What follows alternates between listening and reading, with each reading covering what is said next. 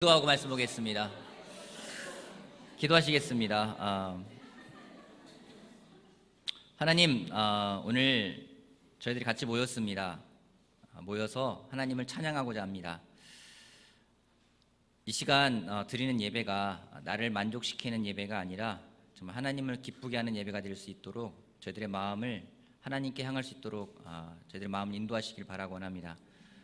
저희들이 말씀을 들을 때 그 말씀이 그냥 길가에 떨어지는 씨앗도 아니고 가시덤불이나 자갈밭에 떨어지는 씨앗이 아니라 정말 좋은 밭에 뿌려진 씨앗이 되어서 우리 삶 가운데에서 30배, 60배, 더 나아가서 100배의 그 열매를 맺는 그런 말씀들이 되길 바라고 원합니다.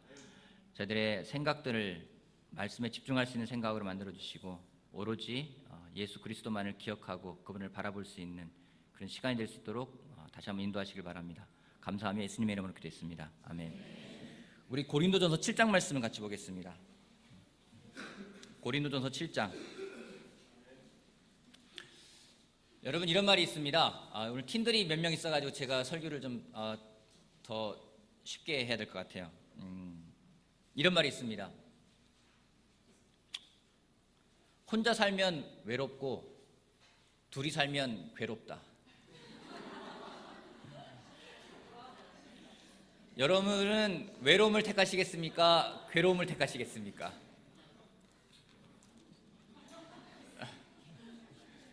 혼자 살면 외롭고 둘이 살면 괴롭다라는 말이 있는데, 그렇다면 여러분들은 외로움을 택하시겠습니까? 괴로움을 택하시겠습니까? 결혼하신 분들은 대부분 괴로움을 택하더라고요. 외로움을 이겨낼 수 있다면은 싱글로 살아가는 것도 좋을 것이고, 나는 외로움보다는 괴로움이 좋다라고 생각한다라면은 결혼을 하는 것도 좋은 선택일 것입니다. 성경은 둘 모두의 선택은 다 괜찮다라고 이야기를 합니다.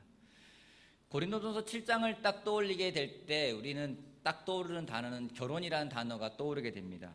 결혼에 대한 표현이 가장 많이 나와 있고 어떻게 부부관계를 가져가야 될지에 대해서 많은 표현이 나와 있는 것이 고린도전서 7장입니다. 하지만 고린도전서 7장을 가만히 들여다보면은 결혼에 대한 내용을 많이 다루고는 있지만은 주제는 결혼이 아니라는 것을 우리가 알 수가 있습니다. 7장 32절 말씀부터 35절까지 저와 여러분이 한 절씩 교도하겠습니다. 7장 32절, 나는 여러분이, 그것도 제가 읽어볼게요. 나는 여러분이 염려 없이 살기를 바랍니다. 결혼하지 않은 남자는 어떻게 하면 주님을 기쁘게 해드릴 수 있을까 하고 주님 일에 마음을 씁니다.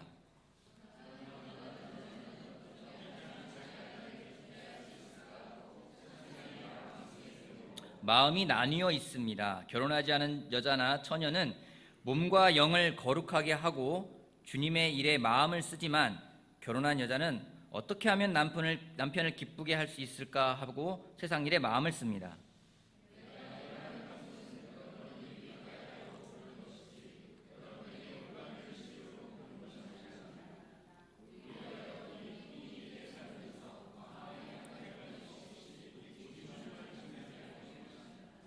오늘 방금 읽은 말씀의 포인트는 무엇입니까? 여러분이 느낀 포인트는 무엇입니까? 여러분이 느낀 주제는 무엇입니까? 방금 읽은 구절을 통해서요. 결혼을 해야 되냐 말아야 되냐, 그런 포인트는 아니라는 생각이 듭니다. 제가 잡은 그런 제 마음속에 와닿았던 말씀은 32절에 있는 말씀입니다. 나는 여러분이 염려 없이 살기를 바랍니다. 바울이 정말 고린도 교회에 하고 싶었던 말이 이 말이 아닐까 생각을 합니다. 나는 여러분이 염려 없이 살기를 바랍니다. 이 말씀 오늘 설교의 제목이기도 합니다. 바울이 정말 고린도 교회에 말하고 싶었던 내용은 여러분 결혼해도 됩니다, 결혼하지 않아도 됩니다, 어느 게 좋습니다라는 말이 아니라 나는 여러분이 염려 없이 살기를 바랍니다. 하나님은 우리가 염려 없이 살기를 바라십니다. 아멘. 그래서 성경에는요, 여러 번 우리 보고 너 염려하지 말아라, 걱정하지 말아라고 많은 표현을 해놓습니다. 예수님 또한 우리들에게 염려하지 말 것을 많이 이야기하셨어요. 사도들도 이야기했습니다. 바울도 이야기하고요, 베드로도 이야기하고 염려하지 말고 걱정하지 말라고 많은 이야기를 했습니다. 근데 우리는 너무나도 성경에서 하지 말라는 것들은 잘해요. 성경에서 하라는 것들은 잘 안 해요. 성경에서 염려하지 말라고 했는데 우리는 너무나도 많이 염려를 하게 됩니다. 걱정하게 됩니다. 여러분, 왜 걱정하는 걸까요? 왜 걱정하는 걸까요? 여러분 걱정거리가 있으시죠? 왜 걱정하는 걸까요? 잘 안 될까 봐. 다시 질문해 볼게요. 여러분은 언제 걱정하십니까? 믿음이 없을 때? 언제 걱정하십니까? 하루 종일. 하루 종일 걱정하는 사람이 있어요. 언제 걱정하냐니까 어떤 형제는 그러다고요. 시간 많을 때 걱정한다고 하더라고요. 걱정한다라는 것은 과연 무엇일까요? 어떤 일이나 어떤 사람에 대해서 내가 염려한다라는 것은 어떤 걸까요? 걱정한다는 것은 내가 주인이 되었다라는 것입니다. 걱정하는 이유는요, 내가 그 상황을, 그 사람을 컨트롤하고 싶기 때문에 걱정을 해요. 내 일이라고 생각하기 때문에 걱정을 합니다. 내 마음대로 하고 싶기 때문에 염려를 합니다. 내가 주장하고 싶은 것이 있기 때문에 내가 걱정을 합니다. 생각해 보세요. 종은 염려하지 않습니다. 좀 바꿔 말해볼까요? 광무선 형제, 직장 생활하잖아요. 회사에 대해 걱정합니까? 요즘 걱정이 돼요? 요즘 회사가 별로 안 좋은 것 같아요. 신동인 형제, 회사 걱정해요? 회사가 잘 갈까? 망하면 어떡하지? 회사 걱정. 회사 걱정. 회사가 본인을 걱정해요? 여러분, 회사 걱정 누가 하나요? 사장님. 직장인들이 걱정하는 건 뭐예요? 내 월급이 잘 나올까 안 나올까 걱정하잖아요. 그죠? 회사 걱정은 사장이에요. 직장인 염려하는 건 그런 걱정하지 않습니다. 걱정한다는 건요, 내가 주인이 되었다라는 거예요. 아이들은 걱정하지 않아요. 왜요? 권한이 없잖아요. 그렇기 때문에 불평불만만 있을 뿐이지 걱정을 하지 않습니다. 엄마가 사자고 하고 아빠가 자면 애들이 그냥 따라가면서 불평불만만 있을 뿐이지 그것 때문에 걱정하지 않아요. 근데 이 말씀을 보면서 바울이 그래요. 여러분, 나는 여러분이 아무런 염려 없이 살기를 바랍니다 라는 말씀을 딱 보는 순간 제 마음에서부터 굉장히 많이 찔렸어요. 말씀을 준비하고 전하지만 저도 걱정이 있을까요, 없을까요? 많을까요, 적을까요? 어떻게 하세요? 제 많은 걱정 중에 대부분은 뭐에 대한 걱정일까요? 어떻게 그렇게 잘 아세요? 교회에 대한 걱정이 있어요. 여러분, 제가 걱정하는 교회는 서울교회를 걱정할까요? 아니요. 제가 그럼 분당교회를 걱정할까요? 아니에요. 제가 걱정하는 교회는요, 일산교회예요. 어제 같이 싱글들이 모여서 굿뉴스를 나누는데 강서교회가 참 잘 지내고 있어서 기뻤습니다. 특별헌금 목표를 거의 한 40여 명 정도가 모여서 예배드리고 있는데 캠퍼스, 소득이 별로 없는 캠퍼스생들을 빼고 나면 그렇게 많은 인원이 아니에요. 근데 그들이 이번에 특별헌금을 목표로 한 700만 원을 목표로 그들이 특별헌금을 했는데 하나님에게 드려진 금액은 1,000만 원가량이 드려져가지고 되게 기쁘다는 얘기를 들었습니다. 그 소식을 듣는 순간에 굉장히 기쁘고 감사했어요. 근데 감동적이진 않았어요. 왜요? 일산교회 얘기가 아니니까. 아이에 대해서 염려를 합니다. 일산교회에 대해 염려를 합니다. 일산교회에 대해서 염려하는 것은 이 건물에 대한 염려가 아닙니다. 사람들에 대한 걱정을 합니다. 나의 부모님에 대해 걱정을 합니다. 나의 장인에 대해서, 장모에 대해서 걱정합니다. 내 아내에 대해서 걱정을 합니다.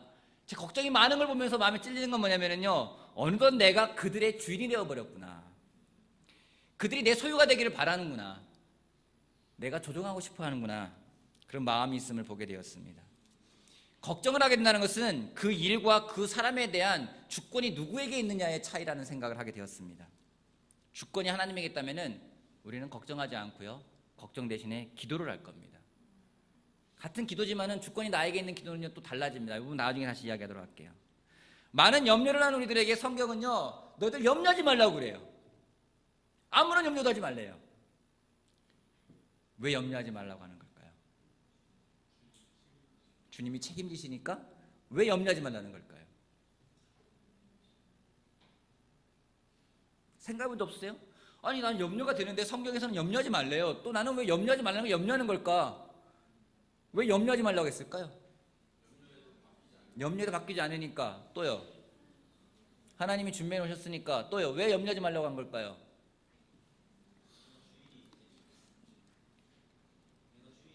내가 주인이 되고 마니까. 마태복음 13장 말씀 보겠습니다. 마태복음 13장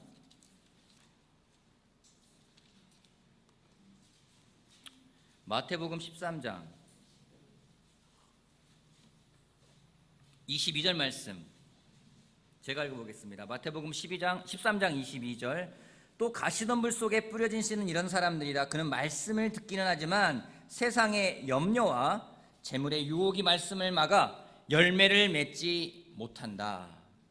하나님은 우리가 삶에서 열매 맺는 삶을 살기를 원하고 계십니다. 그러기에 우리에게 많은 말씀의 씨를 뿌려주셨고 그 씨가 우리 삶에서 열매를 맺기를 원하고 계십니다. 하지만 열매 맺는 걸 방해하는 게 뭔지요? 그게 바로 염려라는 거예요. 세상의 걱정이, 재물에 대한 유혹이 우리가 열매 맺는 삶을 방해한다는 겁니다. 그러기에 염려라는 것은 열매를 맺는 것을 방해하기 때문에 성경은 염려하는 걸 금지하라고 하고 있습니다. 마찬가지입니다, 여러분.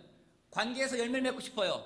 내가 옆 사람과의 관계에서, 내 아내와의 관계에서, 내 부모님과의 관계에서, 내 친구와의 관계에서, 내 직장인 동료의 관계에서 열매를 맺고 싶은데 그걸 막는 게 뭐냐면 염려라는 겁니다. 예전에 한 형제가 갑자기 살이 좀 쭉 빠졌어요. 여러분, 제가 갑자기 막 살이 막 찌거나 살이 막 빠지면은 저에 대해서 무슨 생각하시겠습니까? 무슨 일 있나 궁금하다가 나중에는요 염려가 되죠. 그 형제가 좀 살이 빠진 모습으로 오니까 사람들이 매번 물어보는 거예요. 무슨 일 있어? 무슨 고민 있어? 괜찮아? 그 다음 주에 왔는데 또 물어보는 거예요. 어때, 좀 괜찮아? 염려와 걱정을 자꾸 이야기를 해요. 만나는 사람마다 그 얘기를 하는 거예요. 어디 아픈데 괜찮아? 누가 아프다는 얘기 들으면요 많은 사람이 와서 계속 물어봐요. 괜찮니? 괜찮니? 괜찮니? 염려와 걱정을 해요. 그 형제가 느끼는 건 뭘 느낄까요? 아, 날 되게 사랑해 주는구나, 그렇게 느낄까요? 아니요. 그 형제가 이야기를 합니다. 사람 만나는 게 싫대요. 사람들을 만날 때마다 눈치를 보게 된다고 이야기를 합니다. 서로에 대한 궁금증은, 서로에 대한 관심은 더 깊은 관계를 만들어갈 수 있을지 모르겠지만 걱정과 염려는요 오히려 불신만을 초래하게 되는 경우가 많이 있습니다. 남편에 대해서, 아내에 대해서 막 걱정하고 염려만 하는 거예요. 여러분, 저희 부모님은 저에 대해 걱정이 많을까요, 적을까요? 어떻게 저희 부모님을 잘 아세요? 저희 부모님 걱정이 많으세요. 저를 만날 때마다 항상 걱정하세요. 어떻게 먹고 살려고 그러니? 잘 먹고 살잖아요, 그죠? 너 어떻게 지내는 괜찮니? 뭐 염려가 많으시고 걱정이 많으세요. 부모님이 항상 그러신 것 같아요. 그 사랑을 느끼기도 하지만은, 그럼 제가 부모님을 자주 뵙고 싶을까요? 자주 안 뵙고 싶을까요? 부모님을 만나면은 약간 거리를 두고 싶어요. 어느 정도까지 가다가 더 이상 말하면 안 돼. 왜요? 걱정과 염려가 막 들어오면은요 제가 오히려 부담스럽기 때문에 그래요. 근데 공교롭게도요 제가 딸아이한테도 똑같이 대하고 있어요. 전 딸아이에 대해 염려가 많고 걱정이 많아요. 특별히 학교 생활에 대해서 걱정할 때가 많이 있습니다. 저희 딸아이의 학교는 혁신학교이기 때문에 아이들이 굉장히 해피해요. 그 얘기는 뭐겠습니까? 별로 규제를 하지 않아요. 자유롭게 다니는 경우가 많습니다. 여기가 대학교인지 중학교인지 구분이 안 갈 정도로 자유롭게 하고 다닐 때가 많이 있습니다. 그래서 그러면 제가 걱정하는 건 뭐냐면 도대체 이 학교에서 공부를 시킬까 걱정을 하게 돼요. 저는 물어봅니다, 아이한테. 학교 생활 재밌니? 아, 재밌대요. 즐겁대요. 친구들이 좋대요. 저는 이야기합니다. 공부는 어떻게 하니? 걱정과 염려를 이야기해요. 그 순간 저와 아이와의 대화는 서로 간의 이 관계는 대립의 관계로 발전하게 된다는 거죠. 걱정과 염려는요 우리가 열매 맺는 것을 방해합니다. 여러분, 어떤 사람과의 관계에서 열매를 맺기 원한다면은 걱정과 염려가 아니라 그 사람에 대한 진정한 사랑과 관심을 가져가는 것이 필요하다고 생각을 합니다. 그러면 어떻게 하면 열매를 맺을 수 있을까? 어떻게 하면 걱정하지 않고 열매를 맺을 수 있을까? 오늘 그것을 같이 보도록 하겠습니다. 첫 번째 포인트는요 삶의 목적이 명확하면 염려하지 않는다라는 겁니다. 삶의 목적이 명확하면 걱정하지 않는다. 고린도전서 7장 다시 한번 볼게요. 7장 32절. 고린도전서 7장 32절.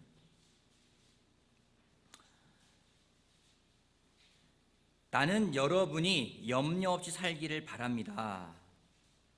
결혼하지 않은 남자는 어떻게 하면 주님을 기쁘게 해드릴 수 있을까 하고 주님의 일에 마음을 씁니다. 34절. 결혼하지 않은 여자나 처녀는 몸과 영을 거룩하게 하려고 주님의 일에 마음을 쓰지만 결혼한 여자는 어떻게 하면 남편을 기쁘게 할 수 있을까 하고 세상 일에 마음을 씁니다. 이 대목 보면은요, 우리 삶의 목적이 무엇인지가 분명하게 나와 있습니다. 우리 삶의 목적은 하나님을 기쁘게 하는 것이 우리 삶의 목적입니다. 근데 우리 삶의 목적이요, 하나님을 기쁘게 하는 삶이 목적이라고 말하지만은 많은 경우에는요, 나를 기쁘게 하는 게 내 삶의 목적이 될 때가 참 많습니다. 착각합니다. 어떤 착각을 하냐면요, 내가 기쁘면 하나님도 기쁠 거라 생각할 때가 있어요. 그래서 내가 원하는 기도는요, 다 맞는 기도이기 때문에 다 이루어져야 되는 생각할 때가 있어요. 여러분이 기쁘면 하나님이 기쁠까요? 장담할 수 없어요. 어떤 부분은 기뻐하실 수 있고요, 어떤 부분 여러분이 기뻐하는데 하나님은 더 노여워할 수 있어요. 반대로 하나님이 기쁜 것은요, 우리도 기뻐질 수 있어요. 우리 착각합니다. 제 딸아이가 한 번 더 얘기할게요. 딸아이 없으니까 한 번만 더 얘기할게요. 여기 있는 팀들 가서 말하지 마세요. 니네 아빠가 이런 말 하더라 말하지 마세요. 아이가 막 화장을 합니다. 막 화장을 하고 와요. 막 기분이 좋아져서 왔어요. 자기 기뻐요. 그죠? 저한테 와서 막 물어봅니다. 아빠 나 이뻐? 제가 뭐라고 말할까요?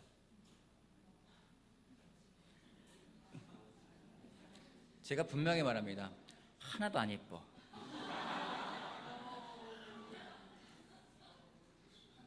제 딸아이는 그러면은 실망할까요? 좋아할까요?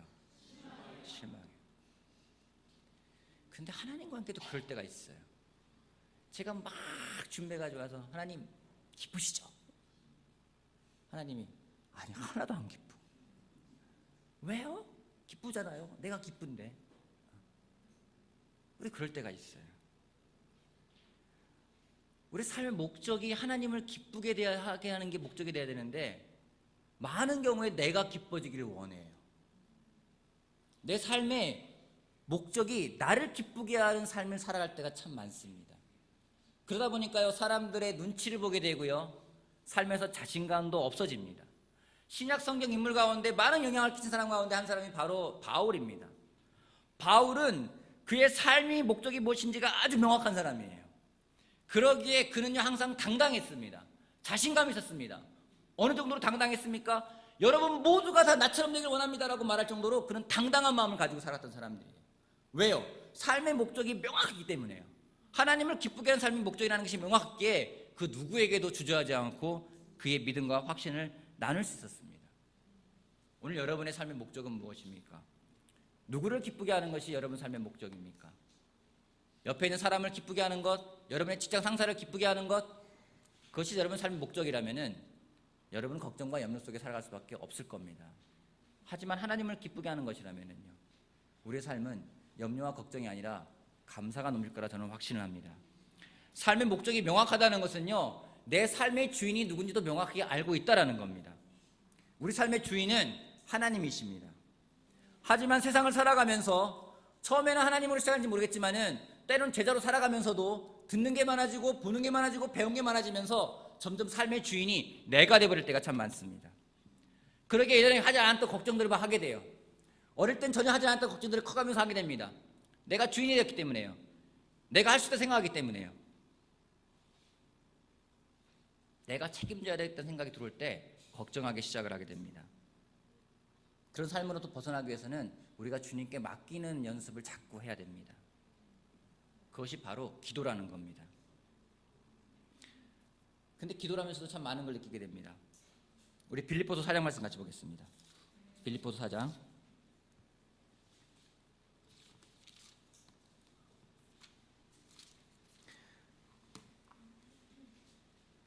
6절 말씀 보겠습니다. 4장 6절 말씀 같이 한번 읽어볼까요? 빌립보서 4장 6절. 아무것도 거기부터 볼게요. 자, 시작. 아무것도.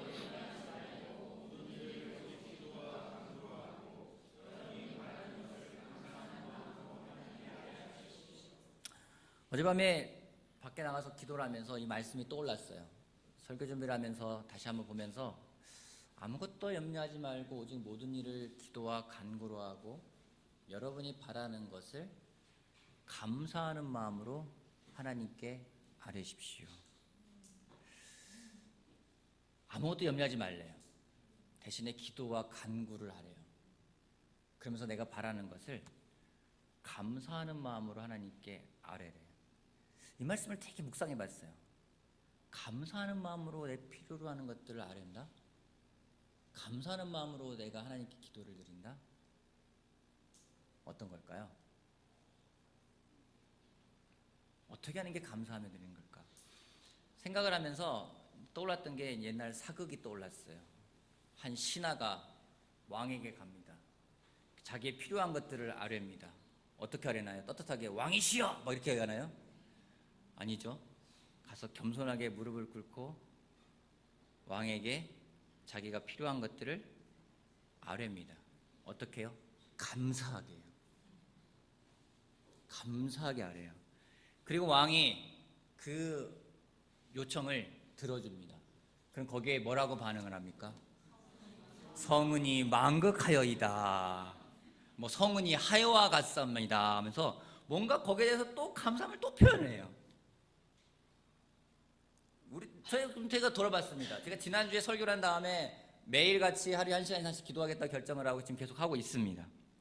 개인적으로 감사한데요, 기도를 한다는 것은 내 삶의 주관자가 하나님임을 내가 고백하는 겁니다. 하나님, 당신이 나의 삶의 주인입니다. 이걸 고백하는 것이 내가 기도한다는 건 그거예요. 내 삶의 주인이 내가 아닙니다. 내가 못합니다. 당신이 주인이기 때문에 당신이 하실 수 있습니다. 당신이 하실 걸 믿기 때문에 기도합니다는 기도인데, 제 기도를 제가 들어보잖아요. 제가 주인이에요. 하나님은 뭐예요? 종이에요. 어떤 종이요? 제가 원하는 거는 해야만 되는 종이 돼버렸어요. 하나님이 이거 원합니다. 하나님이 이거 원합니다. 이게 필요합니다. 이런 문제가 있습니다. 그 얘기는 뭐예요? 말만 하나님이라고 부르고 원합니다라는 표현만 썼을 뿐이지 시키는 거예요. 나 이 스트레스 있거든? 이거 해결해줘. 이거 필요하거든? 이거 도와줘. 내 기도의 주인이요, 내가 돼버린 것을 볼 때가 많이 있습니다. 그냥 내 문제 알리고 문제 있으니까 처리해줘. 완전 직장 상사가 많은 문제가 있는데요, 이건 네가 해, 이건 네가 해, 이건 네가 해. 분사랑처럼 이거 해주세요, 이거 해주세요, 이거 해주세요. 온전하게 하나님이 주인이기에, 나는 종이기에 하나님이 원하는 것이 무엇인지를 생각하는 것이 아니라 내가 원하는 것이 무엇인지를 더 많이 생각하는 기도를 하게 되는 걸 보게 되었습니다. 되게 많이 찔렸어요. 어젯밤에 그래서 다시 한번 기도해 봤어요. 하나님, 내일 주일 예배를 드리는데 하나님 어떤 예배를 드리면 하나님이 기뻐하실까요? 오늘 우리가 예배를 드리러 왔는데 어떻게 예배 드리면 하나님이 기뻐하실까요? 때로는 예배를 드리잖아요. 찬양이 제 마음에 막 감동이 되고 제가 막 뭔가 이렇게 기분이 좋아지면 예배 좋았어 이래요. 누구를 위한 예배예요? 나를 위한 예배가 될 때가 있어요. 근데 사람들이 막 일찍 와가지고 자리에 딱 앉아있고 잘 준비된 마음으로 올라간 형제가 또 이렇게 잘 깔끔하게 입고 올라가서 유창하게 하면은 제가 막 기분이 좋아져요. 그러면 오늘 예배 되게 좋았어. 근데 기도해도요, 내 기도에서 마음에 있는 것들이 막 나와지면은요, 기도가 좋았어. 근데 막 기도도 못하고 그냥 하루 종일 전전긍긍하다가 그냥 기도한다고 한숨만 푹 내쉬고서 내려오면은요, 기도가 너무 안 좋았어. 모든 게 중심이요, 제가 돼버리는 거죠. 하나님이 뭘 기뻐하실까? 하나님이 이걸 기뻐하실까? 하나님이 이거를 좋아하실까? 그걸 생각하는 것이 아니라 어떻게 하면 사람들이 좋아할까? 어떻게 하면 사람들이 영향을 받을까? 이 자리에 처음 오시는 분들도 계십니다. 제가 그분들을 의식할까 의식하지 않을까요? 의식해요. 왜요? 이 교회가 어떻게 보일까? 이 말씀이 그들이 어떻게 느낄까? 어젯밤에 제가 기도하면서 죄송하지만 오늘 분들 죄송하지만 그 마음을 제가 버렸습니다. 하나님이 어떻게 보실까? 하나님이 예배를 어떻게 보실까? 하나님이 기뻐하실까? 그게 중요한 거 아니겠습니까? 그게 우리의 삶의 목적이라고 바울은 이야기하고 있어요. 여러분 입에서 어떤 기도가 나오고 있습니까? 여러분 기도 속에서 얼마나 감사함이 나오고 있습니까? 감사한 기도요. 내 삶에서 감사한 것들이요. 제가 그걸 하기 위해서 2년 전에 제가 시도해보지 않았습니까? 100일 동안 하루에 100가지씩 감사한 걸 써보겠다. 제가 다시는 그것을 하지 않기로 결정을 했습니다. 모르겠어요. 또 할지 모르겠어요. 지금까지는 하고 싶은 마음이 별로 없어요. 왜냐면은요, 너무 고통스러웠어요. 감사한 것이 고통스러운 시간이 돼버렸어요. 어느 날은 100가지 쓰는데 한 30분이면 써요. 근데 어느 날은 막 2시간만씩 앉아가지고 막 찾아야 되는 거예요. 처음에, 그래서 나중에는 한 열흘 지나가잖아요. 처음에 감사한 것하고 마지막 100번째 감사한 것은 고정되어 있습니다. 첫 번째, 하나님 오늘 100가지를 감사한 걸 쓸 수 있어서 감사합니다. 마지막에 100가지 쓸 수 있어서 감사합니다. 막 요령이 생기는 거예요. 그래서 아, 이거 하면 안 되겠다. 이러면 안 되겠다. 하나님 기뻐하지 않을 것 같아요. 근데 제가 느낀 거 한 가지 있어요. 그걸 통해. 아, 감사한 기도라는 것은, 감사함을 하나님께 아랜다는 것은 그냥 좋게 좋은 거를 말하는 게 아니구나. 여러분, 좋은 게 있어요. 좋은 거가 좋다고 인정해요. 감사한 겁니까? 아니에요. 나한테 기쁜 일이 있어요. 기쁜 일이 있어서 기쁘다. 감사한 게 아니에요. 감사한 건 찾아야 되는 겁니다. 내 마음에서 어떤 마음인지를 찾아서요, 정말 하나님께 기뻐하는 마음으로, 감사를 드릴 수 있는 마음으로 기도하지 않으면요, 감사를 알 수 있는 게 아니라는 겁니다. 그렇지 않으면요, 기도하면서 많은 스트레스만 받아요. 그런 적 있으십니까? 전 있어요. 기도하고 나서요, 항상 제가 얘기할 때 있어요. 기도했더니 정말 기도할 게 많았어. 그게 뭐예요? 기도하니까 문제가 떠오르는 거예요. 막 기도하면서 문제가 떠올라요. 이 기도하다가 이 문제 떠오르고, 갑자기 무선이에 대해서 막 하나님 무선이 얼마나 놀라운, 찬양하다가 갑자기 무선이 바뀌어야 될 부분들, 무선이의 문제점들 막 나오다 보니까 문제가 팍팍 나오면서 아, 무선이에 더 기도해야 되겠다 이 생각 들어요. 그건 뭐예요? 무선이 문제 많구나, 이거밖에 제가 못 느끼는 거예요. 그런 기도를 하면 하나님이 기뻐하지 않는다는 걸 제가 알게 됐어요. 제가 그래서 바뀌기로 결정했습니다. 아, 내가 더 감사하는 기도를 해야 되겠다. 하나님께 간구를 하는데 하나님께 정말 감사하는 기도. 어떻게 해요? 하나님이 뭘 기뻐하실지 생각하면서 그걸 할 수 있게끔 기도하는 거예요. 하나님이 뭘 기뻐하실까? 하나님이 뭐를 좋아하실까? 그게 우리의 목적이 돼야 되는데 그렇지가 않아요. 그러게 바울이 이야기합니다. 나는 여러분이 염렵 살기를 바랍니다. 어떻게 해요? 여러분이 염렵 살기 바라는 것은 여러분의 삶의 목적이 하나님을 기쁘게 살면 되면 되는데, 그게 아니라 여러분 주변에 있는 것들, 때로는 아내를, 때로는 남편을, 아이를, 부모를, 나쁜 건 아니에요. 하지만 거기에 마음을 빼앗겨 버린다면은 우리는 염려하며 살아가게 될 거라고 바울이 이야기하고 있는 겁니다. 그렇게 당당하게 이야기하고 있는 거예요. 그런 염려 살기 원하는 사람이 있다면, 그 외로움을 이길 수 있는 사람이 있다면 나와 같이 되기를 바란다라고 바울이 이야기하는 목적은 여러분이 하나님을 기쁘게 하는 삶을 살기를 원한다라는 것이 바울이 하고자 하는 말이라는 겁니다. 오늘 여러분 삶의 목적이 무엇입니까? 오늘 여러분 삶의 주인이 누구입니까? 여러분이 걱정하고 있는 일들에 대해서 무엇을 여러분이 조정하고 싶고 여러분이 원하는 것은 무엇입니까? 하나님이 주인이고 하나님이 모든 것들을 할 수 있는 걸 믿으면 우리의 반응은 달라질 겁니다. 여러분 옆 사람이 갖고 있는 걱정은 무엇입니까? 여러분의 아이에게 갖고 있는 걱정이 무엇입니까? 여러분이 정말 바라는 게 뭡니까? 저는 제 딸아이에게 정말 바라는 마음이 생겼어요. 뭔지 아십니까? 바울이 했던 말이에요. 저는 제 한나가요, 아무런 걱정 없이 살기를 바래요. 언제 가능할까요? 제 마음에 쏙 들 때요? 아니에요. 첫 번째는 제가 하나님을 기쁘게 하는 삶을 살 때요. 두 번째요, 제 딸도 그런 삶을 살길 바래요. 제 아내에 대해도 걱정이 있어요. 제 아내는 저에 대해 걱정이 있겠죠. 서로 정말 비교할 수 없을 정도로 서로 많이 있을 것 같다 생각이 들어요. 하지만 제가 한 가지 바라고 있어요. 제 아내가 아무 걱정 없이 살길 바래요. 하나님을 기쁘게 하는 삶을 살면서요, 저 또한요 하나님을 기쁘게 하는 삶을 살고 싶어요. 우리 모두가 그런 고백을 할 수 있는 사람이 되었으면 좋겠습니다. 한번 옆 사람 한번 봐보세요. 보면서 한번 얘기해 보세요. 나는 당신이 아무 염려 없이 살기를 바랍니다.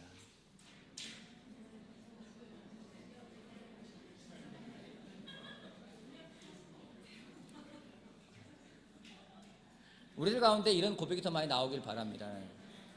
나 너 정말 걱정돼, 나 염려돼, 나 너만 보면 스트레스 받아, 이 얘기가 아니라 우리 정말 옆 사람에게요, 여러분 아이에게 가서 말해보세요. 나는 네가 염려 없이 살기를 바래.